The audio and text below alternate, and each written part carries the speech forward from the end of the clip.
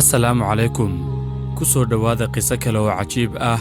nin asxaabi ahaa ayaa maalin maalmaha ka mid ah waxa uu u adkaysan waayey gaajo ama baahi.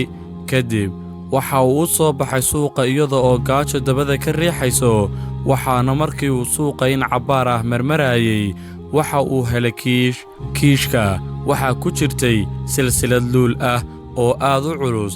dabadeedna aad ayuu u farxay asxaabigii, wuuna soo qaatay kiishkii wuxuuna keenay gurigiisii. daqiiqada kadib ayuu bannaankii u baxay, balse waxa uu arkay oday duq ah oo ordaya oo ku qaylinaya, waryaa kiish arkay, war ciddii aragta waxaan siinayaa 500 oo dirham.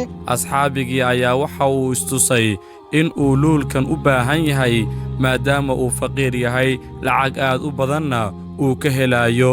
kadib ayaa waxa uu istusay in xaaraan ay ku noqonayso ee 500 oo dirham uu iska qaato oo baahida ku haysa iskaga tir.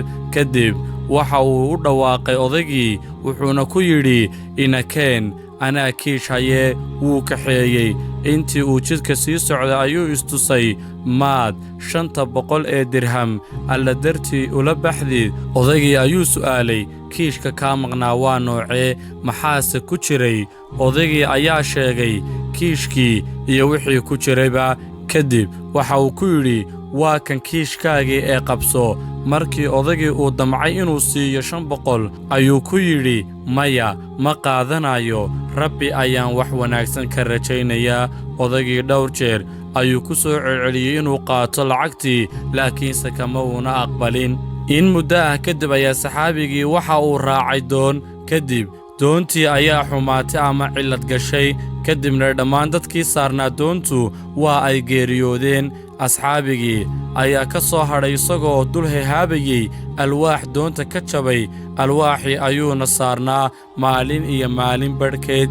kadib alwaaxii wuxuu ku soo caariyey xeeb, taas oo ay ku noolaayeen dad muslim ah.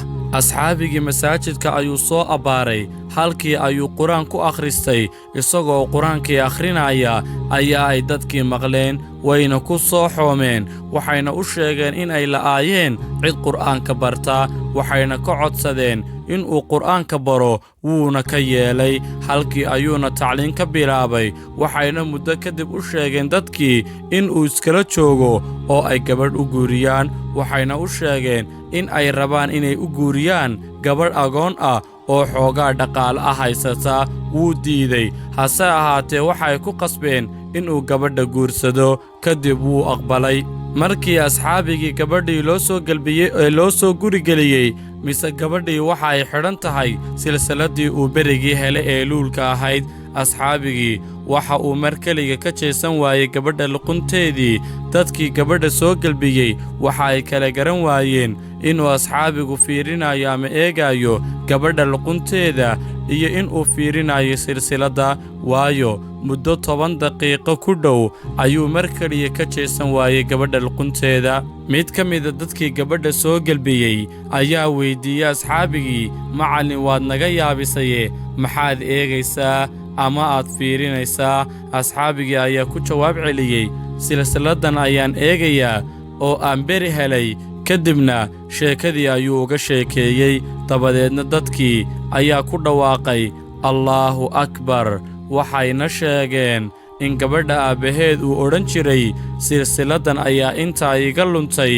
nin muumin ah oo aad u wanaagsan ayaa ii helay, ee alle waxaan ka baryayaa inuu ninkaa na kulansiiyo, gabadhaydana aan siiyo oo aan u guuriyo. isagoo sidaa leh ayuu odaygii dhintay. gabadhii uu odhan jiray ama dhihi jiray waan guurinayaana waa tan caawa arooska kuu ah, iyada iyo silsiladdiiba. markaa gabadha waxaa dhalay odaygii uu asxaabigu u helay silsiladda. gabadhii asxaabigii 2 carruur ah ayay u dhashay, kadibna waa ay geeriyootay. 2dii carruurta ahaana waa ay geeriyoodeen. ninkii iyo silsiladdii ayaa isku soo hadhay, wuxuuna ka mid noqday taajiriinta ama maalqabeenka. walaal, qisadan waxaan ka qaadanaynaa wanaagga, baadicelinta iyo alla dartii xoolaha looga tago in allah dib uu ku dhaxal siin doono. waad ku mahadsantihiin daawashadiina muuqaalkan.